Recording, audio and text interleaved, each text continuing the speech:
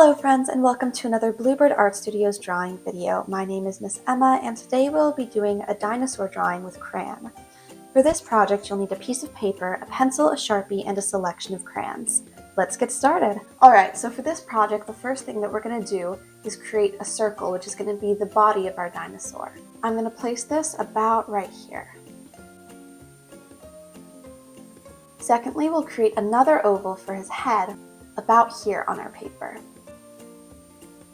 Now we're going to create some curved lines to attach these. I'll go outward from the head, curl it down, and right into the body like this. We'll do the same thing from under the head, curling that into the body of our dinosaur. Now to create his tail, we'll make a curved line extending down from the body and curling around just like this. Create the other end of it. We'll start right here and curl that down as well. For the legs of our dinosaur, we'll create his first back leg, the one closest to us, by doing a line right here, and then another a little bit over from it. We'll make them about this thick. Then we'll create the front leg closest to us. We'll extend down from the side of our circle and create a bit of a curved line going outward, and the same thing on the other side. To make the bottom of the foot, I'm just going to round it out just like this. Create the leg furthest from us. We're going to create another curved line, but it's not going to go down quite as far as our first front one, and then also curl this one at the bottom. We'll do the same thing with our back. This one will be even more hidden from the view. Now we're going to add the toes of the dinosaur. To do this, we'll just make some curled lines like this that are going to create his toes. Now going back up to the head, I'm going to draw an eye right here, making a circle, and then a smaller circle at the top of this eye to create the pupil looking upward. Then we'll finish this off with a smile. After you finish the face, we're going to make some spikes for the dinosaur's back. We'll begin them about right here, curved lines going up, starting smaller and slowly getting bigger as we move down the back.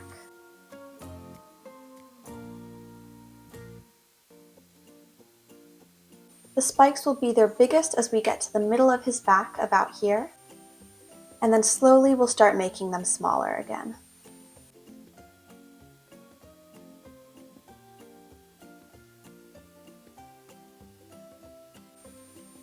And I'm making my last one about here. After we've made these spikes, I'm going to take my eraser and erase a few different lines on this base. Firstly, the line between the body and the tail, we're going to erase that completely. And then the line separating the body from the front legs right here.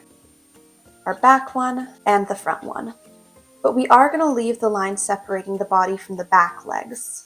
Then let's erase the line separating the body and the neck, as well as the body and the head. Now that we've done this, we're going to start sketching out our background. The first thing that we're going to do is create a line for the horizon. That's going to go about right here, continuing across the entire drawing, making sure that we're putting it behind the dinosaur. Then we can add some details and rocks to the foreground, just like this. Now to add some mountains to the background, I'm going to go up right here and then over and do the same thing a few more times, just like this. Adding some details then into the mountains, lines going straight down and creating some jagged looking rocks. Lastly, we're going to create a perfect circle right here for our sun. For this, draw very lightly and go slowly till you're happy with the circle shape that you've made. Then you can go over a little bit darker to solidify where that shape is. Now that we've created the base of our drawing, we are on to the step of outlining. Take your Sharpie and begin carefully outlining all of the lines that we have already made.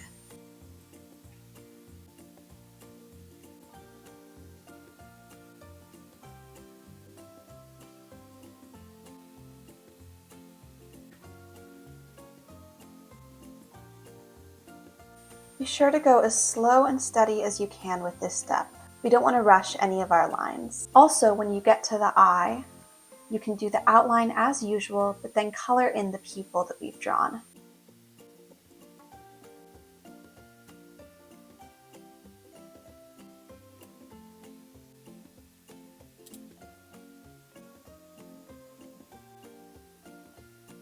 Once we're finished with this, we're just going to take our eraser and erase any of the pencil marks you see showing from underneath the Sharpie.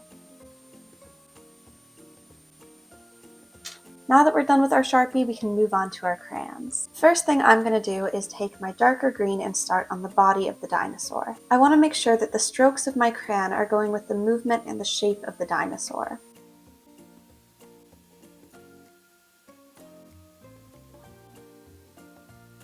I'm continuing these strokes up along the neck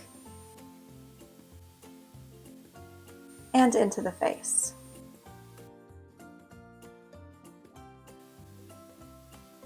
Now that we've gotten a good base, I'm going to start adding in some shadow with the same crayon. To do this, I'm just going to color a little bit harder on the bottom side of some of the shapes we have. For example, for the tail, I'm coloring in the bottom and blending it up into the base we've already made. I'll do the same thing for the stomach and the legs. We can also make the back legs as dark as we can get our crayon to create that depth and dimension. I'll add the same shadow to the bottom of the head, and then we can move on to our lighter green. I'm going to use this green to color in the toes, as well as the spikes of the dino. For these, you can focus more on getting a crisp color than worrying about shading. We'll continue this all the way down to the last one on the tail. Now we can move on to our background. For the ground that our dinosaur is standing on, I'm going to use an orange base.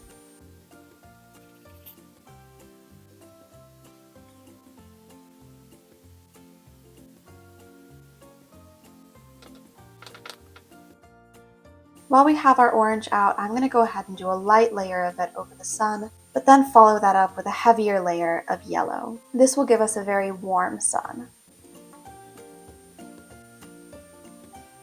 Now that we have the base of our ground, we're going to add a little bit more orange to create some shadows. We can create these coming towards us from the black lines that we have made to make it look like the sun is casting shadows on the ground. We can also use this color to add shadows under the dino.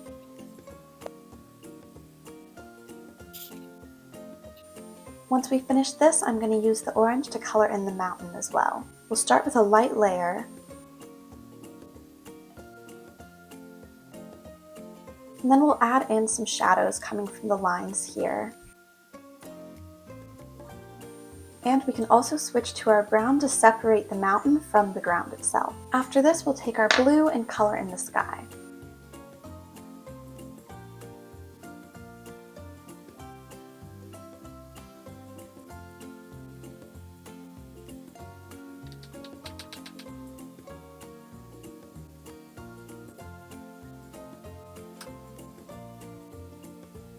Once you've finished coloring in your background, we're done with today's drawing. Thanks for watching, creative friends. Don't forget to like and subscribe.